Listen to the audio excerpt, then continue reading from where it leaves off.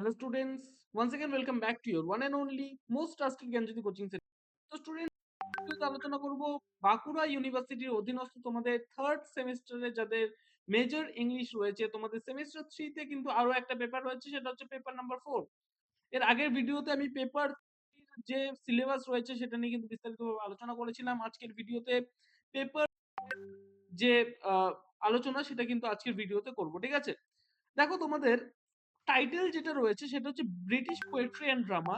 এখানের মধ্যে থেকে কোথা থেকে কত পর্যন্ত, এখানে কিন্তু 17th সেঞ্চুরি থেকে 18th সেঞ্চুরি পর্যন্ত যে ড্রামা এবং পোয়েট্রি গুলো যেগুলো রয়েছে সেগুলো কিন্তু তোমাদের কিন্তু পড়তে হবে, ঠিক আছে? বিস্তারিতভাবে আলোচনা করব সিলেবাস, ঠিক আছে? তার আগে বলতে চাই, যদি তোমরা চ্যানেল নতুন থাকো অবশ্যই চ্যানেলটিকে সাবস্ক্রাইব করো, কারণ এই চ্যানেলের মাধ্যমে কিন্তু আমি তোমাদের আজকের পর থেকে এই সমস্ত ক্লাসেস গুলো যে রয়েছে, তোমাদের যে সিলেবাস রয়েছে সেই সিলেবাস সমস্ত ক্লাসেস এই ইউটিউব চ্যানেলের মাধ্যমে কিন্তু নিয়ে আসবো তোমাদের সামনে। সুতরাং চ্যানেলটিকে সাবস্ক্রাইব করে পাশে থাকা বেল আইকনটিকে হিট করতে ভুলবে না। চলো শুরু করা যাক আজকের ক্লাসটি। দেখো কি বলেছে এখানে, তোমাদের যে আহ, এই যে তোমাদের সিলেবাসটা রয়েছে, এই সিলেবাসটা তোমাদের কিন্তু ইউনিট নাম্বার 4টে ইউনিটে কিন্তু ডিভাইড করা হয়েছে। তার মধ্যে থেকে প্রথম ইউনিট যেটা রয়েছে সেটার মধ্যে থেকে কিন্তু তোমাদের জন মিল্টনের লেখা প্যারাডাইস লস্ট, এখানের মধ্যে থেকে কিন্তু তোমাদের বুক 1টা কিন্তু পড়তে হবে। বুক 1, বুক 2, বুক 3 করে আছে, তো বুক 1টা কিন্তু তোমাদের পড়তে হবে প্যারাডাইস লস্ট, ঠিক আছে? খুব ফেমাস একটা ওয়ার্ক জন মিল্টনের। এরপরে তিনি লিখেছিলেন প্যারাডাইস রিগেইন, ঠিক আছে? প্যারাডাইস লস্ট হয়েছে, তারপরে হয়েছে প্যারাডাইস রিগেইন, ঠিক আছে? খুব সুন্দর একটা ওয়ার্ক, খুব সুন্দর একটা টেক্সট, পড়লে পরে বুঝতে পারবে। আমি কিন্তু ধারাবাহিকভাবে কিন্তু সেই ক্লাসেস গুলো কিন্তু তোমাদের নিয়ে আসবো তোমাদের সামনে। এরপরে আছে আলেকজান্ডার পোপের the Epistle to doctor Arbuthnot, ঠিক আছে? এই যে টেক্সটটা রয়েছে এই টেক্সটটা কিন্তু তোমাদের রয়েছে আলেকজান্ডার পোপের লেখা।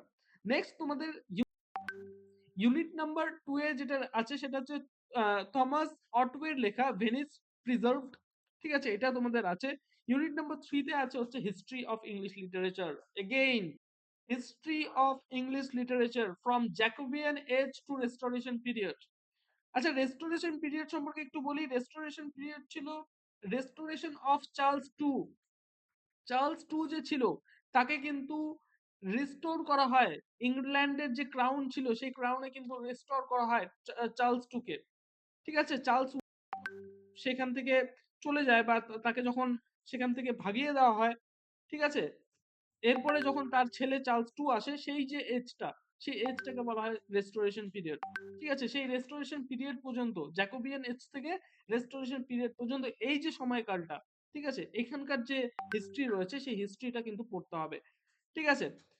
চলো নেক্সট রয়েছে তোমাদের ইউনিট নাম্বার 4, খুবই স্কোরিং একটা তোমাদের ইউনিট, সেটা হচ্ছে রেটরিক প্রোসোডি, ঠিক আছে? রেটরিক প্রোসোডি কিন্তু তোমাদের রয়েছে এবার ইউনিট নাম্বার, ঠিক আছে? কি কি ইম্পর্টেন্ট রেটরিক প্রসোডি রয়েছে সমস্ত কিছু কিন্তু এই ইউটিউব চ্যানেলের মাধ্যমে আমি কিন্তু ডিসকাস করব আগামী ভিডিওস গুলোতে। সুতরাং চ্যানেলটিকে অবশ্যই সাবস্ক্রাইব করো, এবং যদি মনে হয় যে স্যার নোটস পত্রগুলো কিভাবে পড়বো, অবশ্যই যোগাযোগ করো জ্ঞানজ্যোতি কোচিং সেন্টারের অফিসিয়াল দুটো হেল্পলাইন নাম্বার, সেটা হচ্ছে 7076398606 নাম্বার, অথবা 6295916282 নাম্বার। এই দুটো নাম্বারে তোমরা যোগাযোগ করতে পারো।